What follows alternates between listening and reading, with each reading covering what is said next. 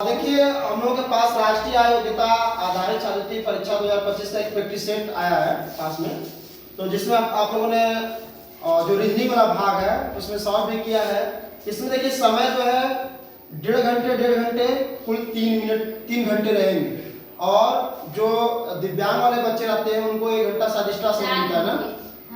तो आप लोग थोड़ा सा अच्छे से तैयारी कीजिएगा। ध्यान देना है कि जब भी आप प्रश्नों को उत्तर दें, प्रश्नों को अच्छे से पढ़ लें, जल्दबाजी ज्यादा जल्दी ना करें, ठीक है। घबरा कर प्रश्नों का उत्तर ना दें, इत्मीनान के साथ जो है प्रश्नों को पढ़ें, इसके बाद जो है आप उत्तर दें, ठीक है।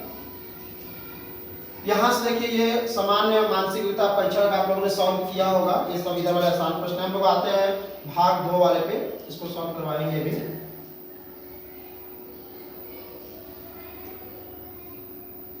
ये सब रीजनिंग के प्रश्न हैं, और जिसका रीजनिंग सही जाएगा वो नंबर उसका अच्छा आएगा। खंड 2 पे चलते हैं लोग। चलिए खंड 2 में शैक्षिक अभिरुचि परीक्षा में ये प्रश्न हम लोगों का है 91वां नंबर है 91। चलिए प्रश्न 91 नंबर क्या कहता है कि विद्युत बल्ब में कौन सी गैस भरी जाती है, ठीक है। तो इसका सही जवाब क्या हो जाएगा? आर्गन गैस भरी जाती है। अब देखिए दूसरा प्रश्न कहता है कि सड़े अंडे की महक वाली गैस कौन सी है, तो यह है हाइड्रोजन सल्फाइड, ठीक है। चलो ऑक्सीजन का संकेत क्या होता है बताओ जी, ऑक्सीजन का संकेत क्या होता है? हाँ ओ। Carbon dioxide CO2। चलो अगला प्रश्न है कौन सी धातु मिट्टी के तेल में रखी जाती है?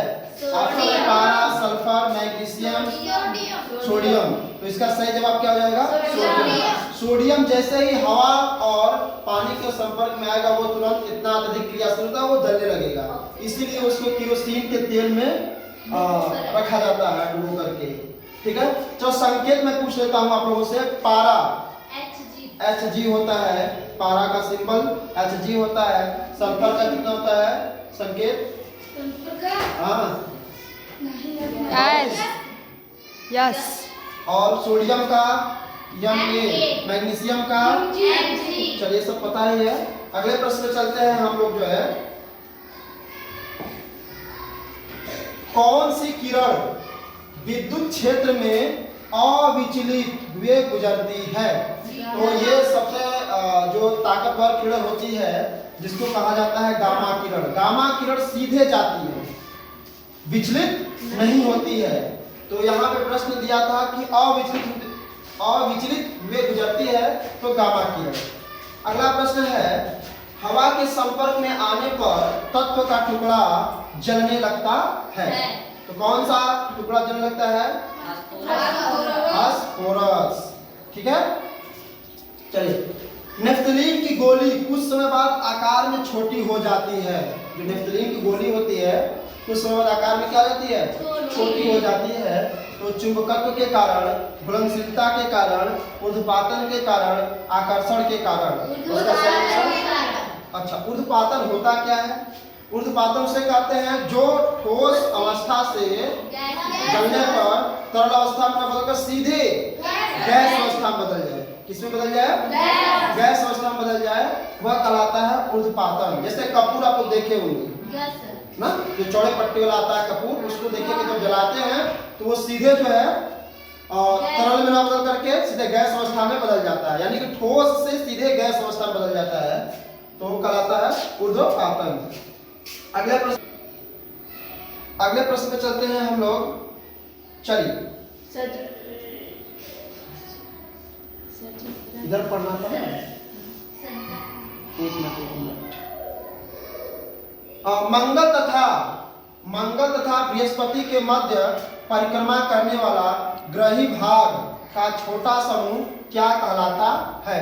देखिए इंपॉर्टेंट प्रश्न है, किसके किसके बीच की बात कर रहा है? मंगल ग्रह और बृहस्पति के बीच में। किसके बीच में? बृहस्पति के बीच में कौन सा रहता है भाई? क्षुद्र ग्रह। कौन सा ग्रह? इसके क्षुद्र ग्रह होते हैं। अच्छा, किन ग्रहों के पास एक भी उपग्रह नहीं है? बुध और शुक्र। बुध और शुक्र के पास, बुध व शुक्र के पास उपग्रह की संख्या एकदम नहीं है। मंगल के पास कितने हैं? 2 है, फोगोस और डिवोस है। मंगल के पास 2 है, बुध और शुक्र के पास एक भी नहीं है। बृहस्पति के पास सबसे ज्यादा बताया जाता है। और अगला प्रश्न, कार्य का सीजियस मात्रक क्या है? अर्ग। देखिए सीजियस ये मापक में एक आता है MKS, ठीक है? तो इसका क्या हो जाएगा? कार्य का मात्रक MKS में जूल हो जाएगा और इसका होता है अर्ग। चलिए, बल का मात्रक न्यूटन। किसमें है ये? न्यूटन।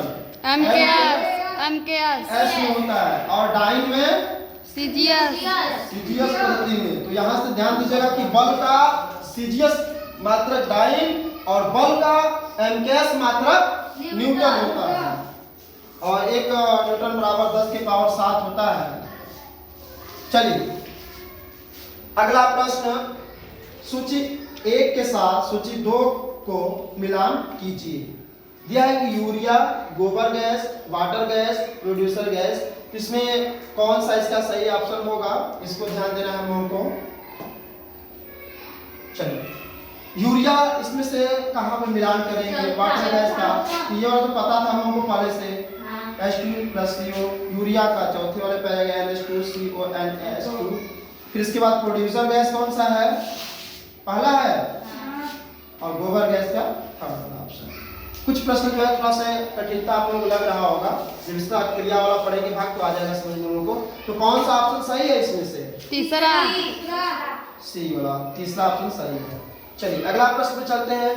जिस प्रकार की खेती से कॉफी, गन्ना, तंबाकू, चाय और कपास का उत्पादन किया जाता है उसे क्या कहते हैं?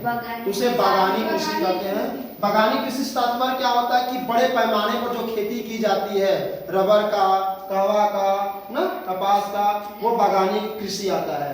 रोपण कृषि हम लोगों ने देखा है कि रोपण का मतलब कि पहले बीज तैयार कर लिया जाता है, बाद में उसको लगाया जाता है, तो वो रोपण विधि के अंतर्गत आता है। अच्छा, एक चीज और समझिएगा, इसमें नगदी फसल मतलब भाई तुरंत आपको पैसे मिल जाते हैं बेचने से, तत्काल। गन्ना हो गया, तंबाकू हो गया, चाय हो गया, मसाले हो गए, मसालों में इलायची जो होता है, ये हो गया नगदी फसल के अंतर्गत, ठीक है? चलिए, अगले प्रश्न में चलते हैं। मुर्गी है, मुर्गी भाई अंडा, ठीक है? चलिए, अमीबा में द्वारा जनन होता है वाल निषेचन से, आंतरिक निषेचन से, मुकुलन से, तो द्विविभाजन से। किसके द्वारा होता है? द्विविभाजन का सही जाएगा। मुकुलन विधि क्या है भाई? किसकी? हाइड्रा, ठीक है। निम्न में से थर्मोसेटिंग प्लास्टिक के कौन सी है? बैकेलाइट। थर्मोसेटिंग प्लास्टिक कौन सी है? बैकेलाइट है। छोटी माता के लिए वैक्सीन की खोज किसने की थी? एडवर्ड जेनर ने की थी, ठीक है? अगला प्रश्न पे चलते हैं हम लोग। बीज बोने में उपयोग होता है सीड ड्रिल। हसिया क्या होता है? काटने में, खुदाई करने में, ठीक है? स्क्रीन कलर ये अलग है। लैक्टोबैसिलस एक है, जीवाणु है, सवाल है, कवक है, जीवाणु। ये जीवाणु जो होते हैं ये फायदेमंद होते हैं, ठीक है? ये कैसे होते हैं? फायदेमंद, लैक्टोबैसिलस। चलिए, अब अगला प्रश्न पे चलते हैं हम लोग। जो है, मानव में इन्फ्लुएंजा रोग किसके कारण उत्पन्न होता है? किसके द्वारा होता है? विषाणु की, जीवाणु। तो ये ध्यान दीजिएगा, ये बार बार कंफ्यूजन करता है, जीवाणु से होने वाले रोग, विषाणु से होने वाले रोग, है ना? तो ये याद करिएगा अच्छे से। क्योंकि कई बार गलती कर देता है। जीवाणु। तो इसका आंसर सही हो जाएगा क्या? जीवाणु। अच्छा, अभी हम लोगों ने जीवाणु से एक छोटा सा ट्रिक भी बताई थी, जिसमें चेचक भी था, एड्स भी था ना, और क्या था, छोटी माता भी था, पोलियो, एड्स, ठीक है, ये सब जीवाणु। अब आते हैं हम लोग अगले प्रश्न पे। प्रश्न नंबर मेरा 108 क्या कर रहा है कि पराश्रव्य ध्वनि की तरंग की आवृत्ति होती है। तो आवृत्ति के आधार पर मैं बता दूं, आवृत्ति के आधार पर इसको हम लोग 3 भाग में बांट देंगे। पहला हम लोगों का हो जाएगा श्रव्य, दूसरा हो जाएगा पराश्रव्य और तीसरा हो जाएगा अपश्रव्य। अश्रव्य हो जाएगा, जो कि श्रव्य वाला कितने से हर्ट्ज तक है भाई? 20। इसका क्या है श्रव्य वाले का? 20 से 20,000। पराश्रव्य का क्या है? 20 हर्ट्ज। हाँ, 20 हर्ट्ज से लेकर 20,000 हर्ट्ज। 4 दिन रहेगा। ये 20 हर्ट्ज तक है। पराश्रव्य किस में जाएगा? 20,000 हर्ट्ज से अधिक। हाँ, 20,000 हर्ट्ज से अधिक लेंगे। 4 दिन रहेगा इसमें। अधिक है। हाँ, ये अधिक है। अश्रव्य 20 से 20 से कम। ठीक है, इसका 8 है जी सर। और भी क्लासों को देखिए, पूरा का पूरा समय उन्हीं सब में दे रहे हैं। बस 2 दिन सर परीक्षा हो रहा है, उसके बाद निम्न में से विद्युत का सुचालक नहीं होता है, ठीक है। तो आपका टोटी का पानी है, ये तो सुचालक ही है, सिरका भी है, नींबू का रस, वनस्पति का तेल सुचालक नहीं है। सुचालक का मतलब जानी है कि जिसमें बिजली फ्लो हो जाए वो सुचालक हो जाएगा, जिसमें बिजली फ्लो नहीं होता है वो सुचालक, ठीक है। अगला प्रश्न चलते हैं।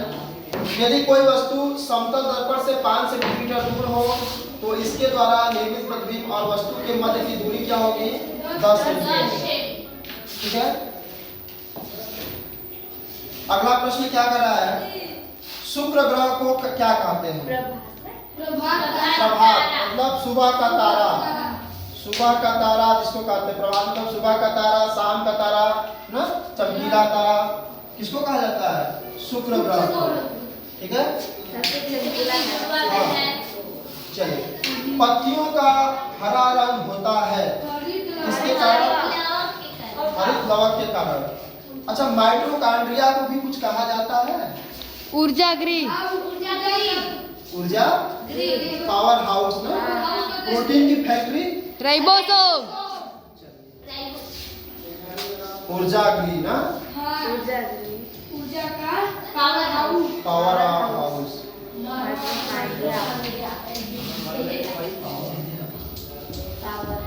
ठीक है, चलिए अगला प्रश्न पे चलते हैं हम लोग। जो है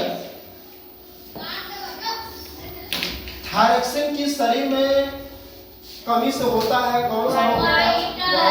बेकार रोग जिसको हम लोग कहते हैं। और मधुमेह रोग किसकी कमी से होता है? इंसुलिन। इंसुलिन की कमी से।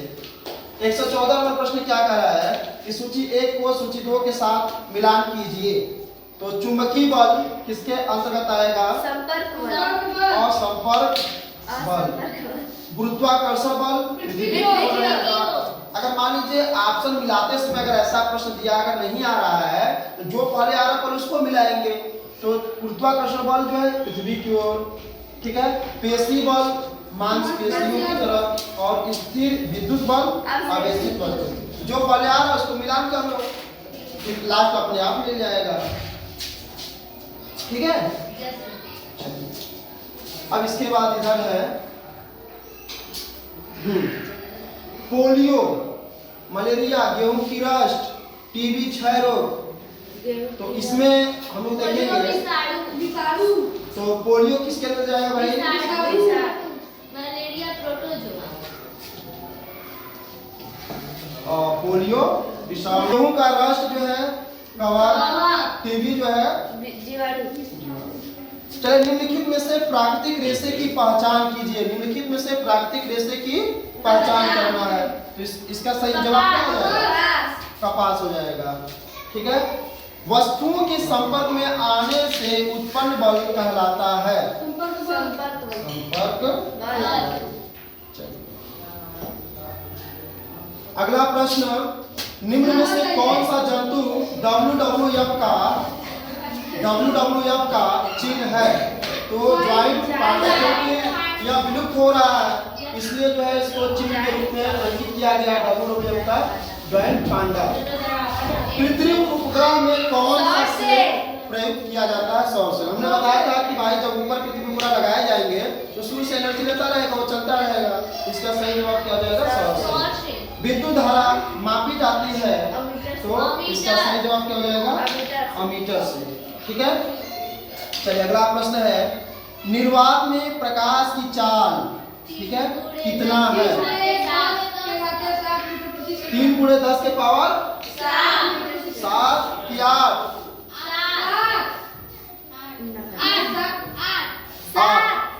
3 × 10 के पावर 8 मीटर पर सेकेंड। ध्यान से इसको पढ़िए। भारत में निर्मित प्रथम कंप्यूटर का क्या नाम है? अगला प्रश्न नंबर हम लोग चलते हैं 123 पे। मेमोरी शब्द किससे संबंधित है? तो मेमोरी जो होता है कंप्यूटर में या मोबाइल में हमेशा स्टोरेज से होता है, स्टोरेज से जो फोटो होता है, वीडियो होता है, इस सबको स्टोर करता है मेमोरी। अगला प्रश्न है 124 नंबर की, कंप्यूटर में आंकड़ों में अशुद्धियों को कहा जाता है? और देखिए ये सब जो होता है मेमोरी और डेटा मापने की यूनिट है, बाइट और बिट। ठीक है, एक बाइट बराबर आपको होता है 8 बीट। हाँ 8 बिट। तो ये दोनों जो है बिट और बाइट जो होता है ये मापने का यूनिट होता है। ठीक है, अब इसके बाद इसमें आप लोग पढ़ेंगे कि 1 किलोबाइट, 1 मेगाबाइट, 1 टेराबाइट। अब देखिए आगे 25 नंबर का क्वेश्चन, क्षार वह पदार्थ है जो क्या ग्रहण करता है भाई? प्रोटॉन ग्रहण करता है। अब आते हैं हम लोग इतिहास वाले भाग में।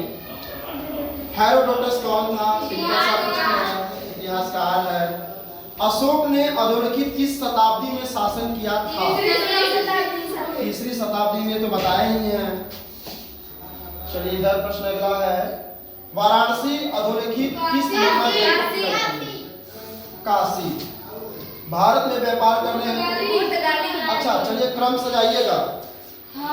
पहले तो पुर्तगाली आ गया, अगर यही क्रम दे देता सजाने के लिए तो पुर्तगाली के बाद कौन आया?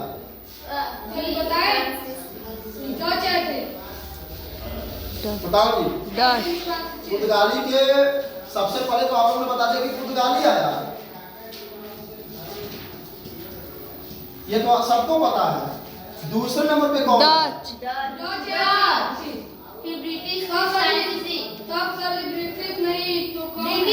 ब्रिटिश।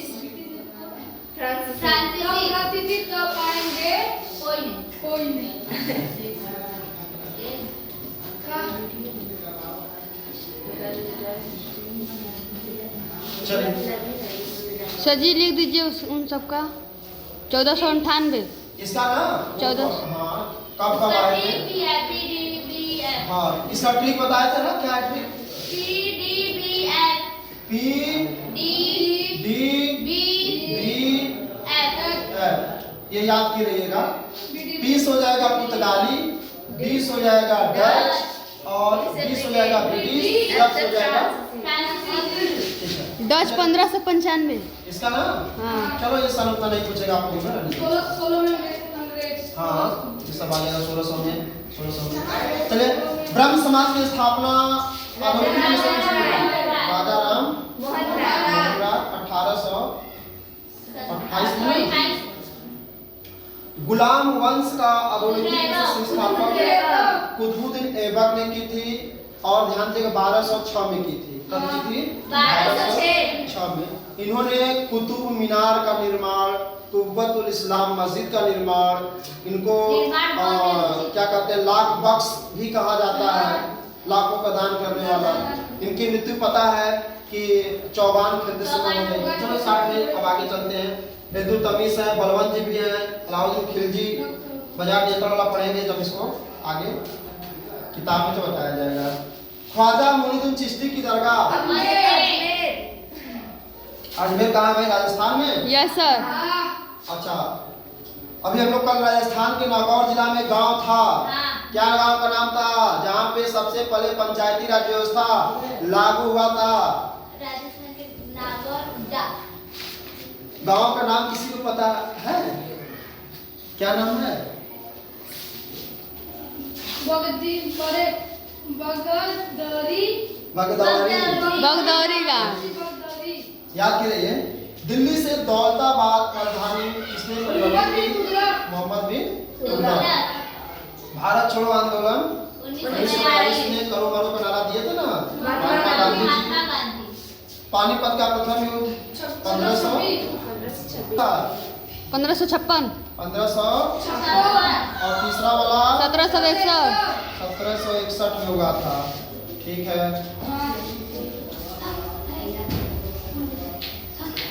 देखिए ये प्रश्न शार्प वाला जो है हमने पिछले क्लास में मैं पढ़ाया भी हूँ कि निम्न में से कौन सा देश सार्क का सदस्य नहीं है? सिंगापुर। और कौन कौन से हैं? भूटान है, नेपाल है, मालदीव में है। कुल देशों की संख्या कितना है? 8। और सबसे लास्ट में अफगानिस्तान 2007 में जुड़ा था। और इसका मुख्यालय कहाँ है? काठमांडू। निम्नलिखित में से यूरेनियम का सर्वाधिक उत्पादक देश कनाडा है। क्षेत्रफल की दृष्टि से सबसे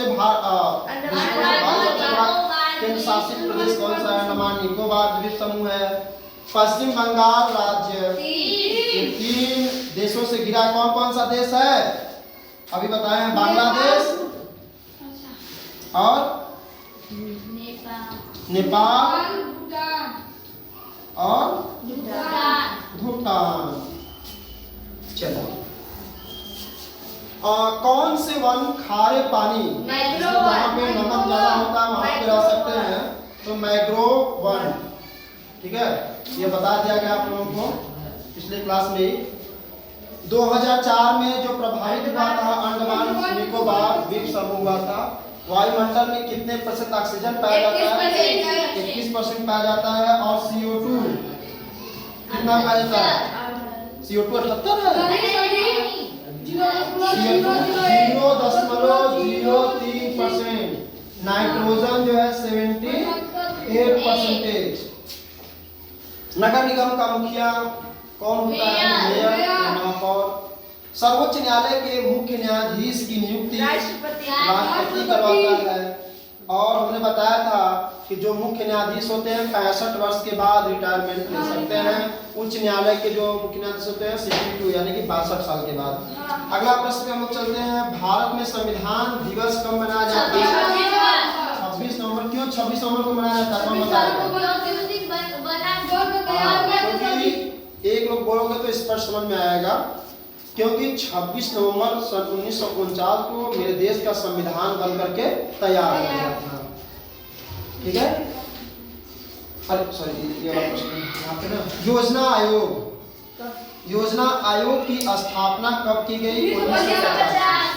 ठीक है, किस वर्ष बच्चों के अधिकारों, प्रश्न तो पढ़ ले दो कम से कम याद कर लिया तो इसका मतलब तुरंत बोल दोगे आंसर। किस वर्ष बच्चों के अधिकारों के संरक्षण के लिए राष्ट्रीय आयोग की स्थापना की गई? 2007 में। अगला प्रश्न, भारत के संविधान के किस अनुच्छेद में अस्पृश्यता का वर्णन है? ये आर्टिकल 17 में है। ठीक है, अनुच्छेद 17 में है। भारत का संविधान कब लागू हुआ था? 26 जनवरी 1950 को।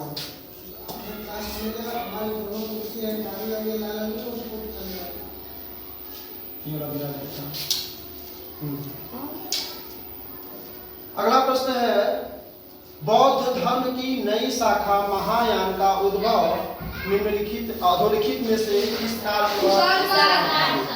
GMT, ये ग्रीनविच मीन टाइम। कितने घंटे आगे हैं? 5.5 घंटे। चंद्रमा के अध्ययन को कहा जाता है सेलेनोलॉजी कहा जाता है।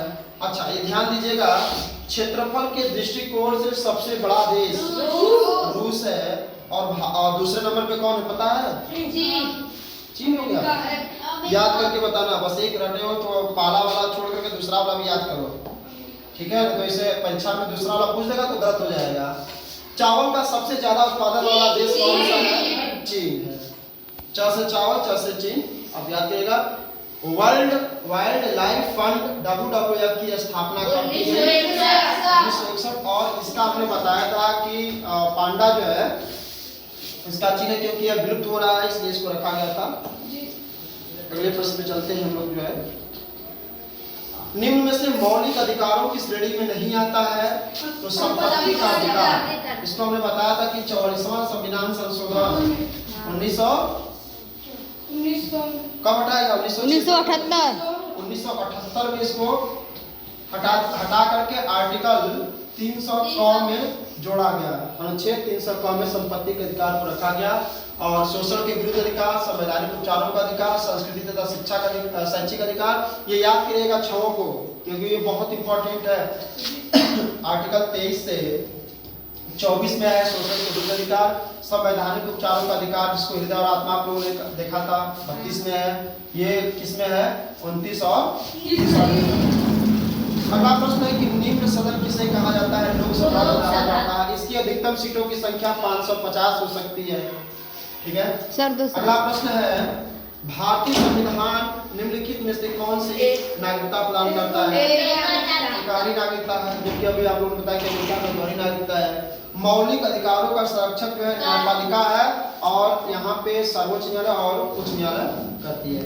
चलिए, गणित के प्रश्नों में हम लोगों ने देख ही लिया था। यहाँ पे 2 के पावर का अंतर काम ले लेंगे, ये वाला सॉल्व कराएंगे, ये वाला भी x का मान रख करके लगा लेंगे। बस इतना गणित को हल कीजिएगा बाद में। आज के लिए केवल ये वाला इतना ही है। रीजनिंग का हम लोग प्रश्न हल करेंगे इसके बाद, लंच के बाद। ओके।